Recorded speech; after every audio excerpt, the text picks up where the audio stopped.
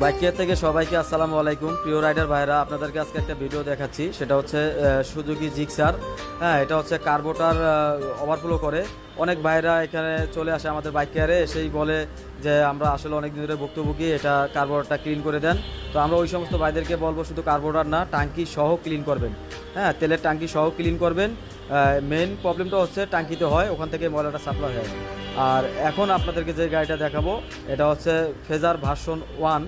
Phasor version 1 একই সমস্যা। এই সমস্যাগুলো নিয়ে ইদানিং আমাদের বাইক কেয়ারে প্রতিনিয়ত অনেক কাস্টমার আসতেছে যারা এই সমস্যায় ভুক্তভোগী। তাদেরকে আমি একটা কথাই বলবো যে আপনারা যেখানেই কাজ করান অবশ্যই শুধু কার্বোরেটর না, ফুয়েল ট্যাঙ্কিটা সহ আপনারা ক্লিন করাবেন। হ্যাঁ, মূল সমস্যাটা হয় কিন্তু আপনার টাঙ্কি থেকেই সমস্যাটা কার্বোরেটরে চলে যায়, তখনই আপনাদের গাড়িতে বিভিন্ন রকমের প্রবলেম দেখা দেয়। হ্যাঁ, ওভারফ্লো করে, তেল পড়ে যায়, হ্যাঁ, যেভাবে বুঝেন আর কি ওইভাবে হয়ে যায়।